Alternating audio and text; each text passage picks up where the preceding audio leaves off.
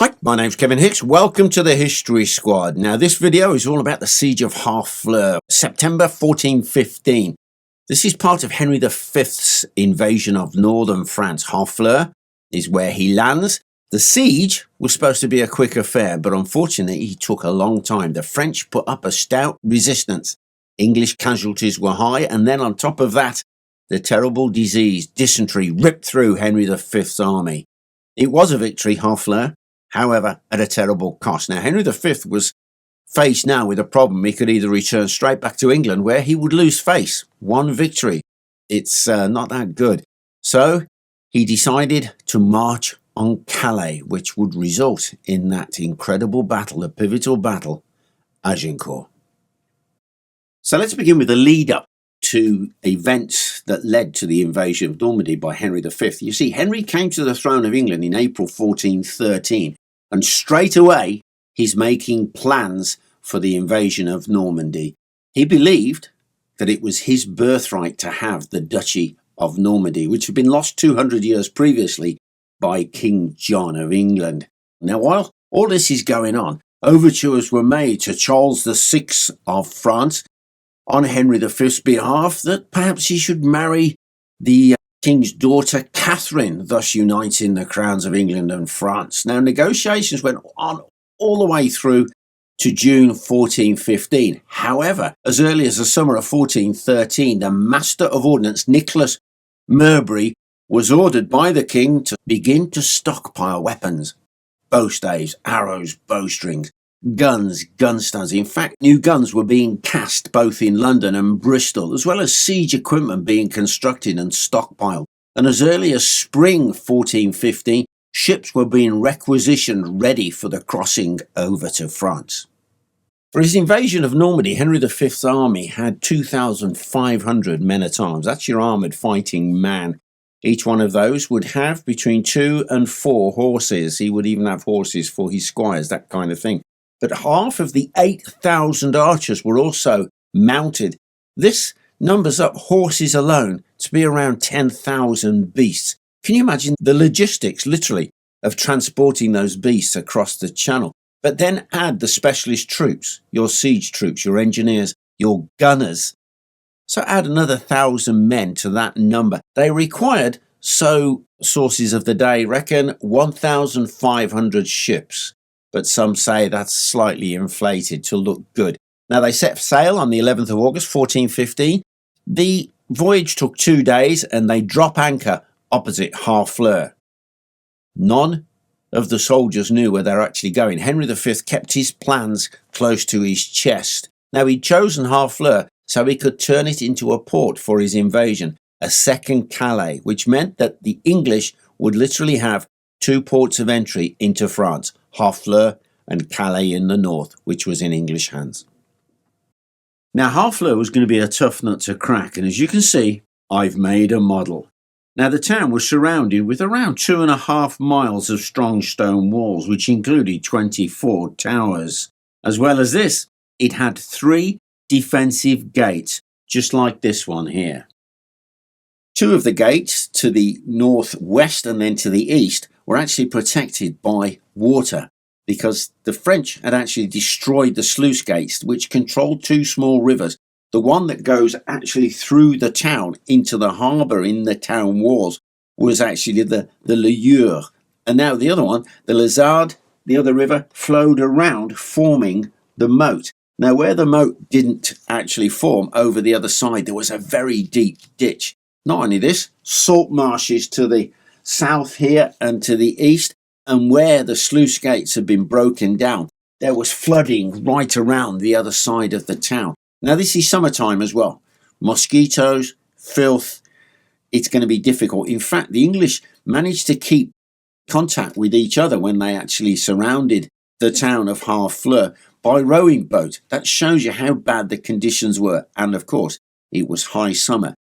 Now, the entrance to the harbour was just round the other side, but Henry couldn't launch an attack on the harbour because as the river passed through the town walls, there was a chain across 2 towers, and wooden stakes had been driven in and sharpened in the riverbed. So ships couldn't get in and out unless they knew their way through. Now, the Lieur Gate is the only gate that's accessible for a frontal assault, and this is where Henry V chose to have his camp, just on the hill, just in front of this gate.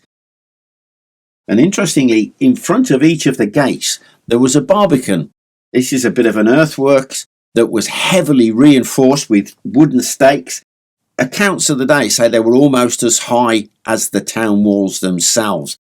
And this is where the English are going to have to assault. But before they could invest the siege, they need to make sure that the town is surrounded. Interestingly, Harfleur at the beginning was only defended by 100 men-at-arms and soldiers. They were led by John, Lord of Estouteville.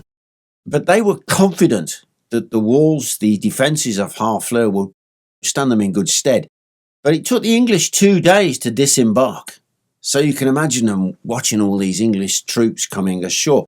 But it was here that Henry V made a declaration.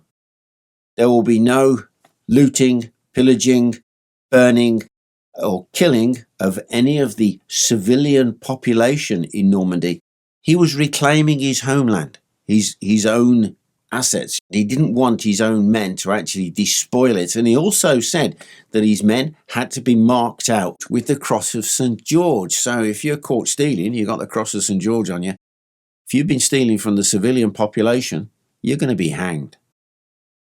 It was on the 18th of August that the Duke of Clarence, the king's brother, was moving part of the army round to the eastern side of Harfleur to fully invest the siege. While he was moving his army around, he managed to actually intercept a supply convoy going into Harfleur that was loaded up with guns, bows, arrows, crossbows, that kind of thing. But he failed to intercept a reinforcement convoy of 300 men-at-arms and troops. These were led by Ralph de Gaucourt. Now, he was an exceptional soldier, a good leader, and for sure it was he who extended the siege of Harfleur in the French favour. Although the odds were in Henry V's army's favour, things weren't going according to plan. His engineers weren't optimistic at all. Now, the reason being, when they tried to dig trenches right up to the foot of the walls of Harfleur, they would quickly flood. When they tried to dig mines underneath the walls, the French countermined. So the engineers were having a heck of a time. Not only that, they were being shot at constantly from the high walls of Harfleur. So the English had to rely not only on their guns, they had their catapults, their trebuchets, that kind of thing. Some of them could sling a quarter of a ton stone at the walls of Harfleur. Many of them hurled stones into the town that were covered in tar and were on fire. They were incendiaries. But on top of this, the French would often sally forth and attack the English emplacements. So things weren't going the English way at all, really, when you think about it. So before I go on any further, there's a couple of things I think I need to explain. Some of you might not realise the word sally or sally forth. It means when the enemy sallied out, they attacked out of their defensive positions. And also, this is a model of a siege castle, or what some would call a siege tower. Now, the English had one just about there. But what had happened on the 15th of September, the French sallied forth and they captured Henry V's siege castle. And they burnt it to the ground. I've left a load of wreckage there to show the spot. Now, English casualties at this part of the siege were quite high. The French are high up, they can see down into the English positions. And the French actually mounted a cavalry charge, but they were beaten back, nothing more than a skirmish. But the real enemy was disease, dysentery, the bloody flux. The English soldiers had been collecting shellfish from the estuary and eating massive quantities of this. That hot summer, the foul water that was all around them now contributed to this bloody flux. The shellfish, for sure, gave them a good run for their money. Now, Thomas Courtenay, the Bishop of Norwich, on the 10th of September, contracted dysentery. 5 days later, he was dead. So it ripped through the nobility, the Earl of Suffolk, the Earl of March. Both of them fell with this disease, as well, of course, it ripping through the common soldiers. Where Henry V positioned his army opposite the Lure Gate it's quite interesting, because up on the high ground he had his own camp here. Now, you imagine that's 10,000 horses that have got to be stabled, all of the wagons. It must have extended for literally for miles. But the fighting end, he's got his siege engines. So I've got a trebuchet here, and then we got your mangonels here. They will be hurling those stones, many of them on fire, right into the town, causing a lot of damage. Now, the troops couldn't get too close. They were having trouble, and I've got a bit of a trench here with the flooding coming from the salt marshes and the flooding from the sluice gates there. But the gun positions, they couldn't get too close because they had guns in Harfleur. So you can only shoot as much as they can shoot back. Henry's guns had been pounding away at this heavily defended Barbican, and they had destroyed part of the front of it. So John Holland actually attacks with his force, and they capture, after a fight, the Barbican.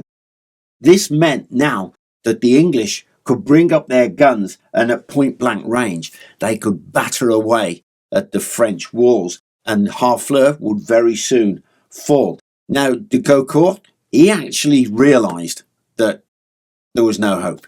So negotiations.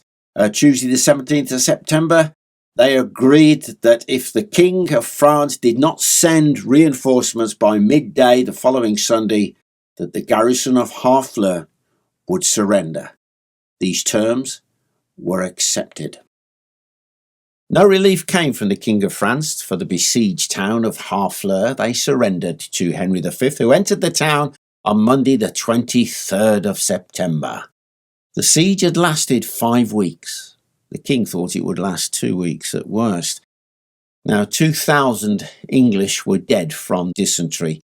2,000 who were sick with the disease were sent home to recover, including the Duke of Clarence, the king's brother, who was ill with that terrible disease. Now, before Henry V could continue on his journey into France, he had to leave a garrison behind at Harfleur. So, in charge of the garrison was the Earl of Dorset. He garrisoned it with 500 men-at-arms and 1,000 bowmen. Now, this left Henry V short of men. He just had 900 men-at-arms and 5,000 bowmen to continue on his campaign. Now, what had begun as a great chevauchée, this great move through France, he had to moderate it.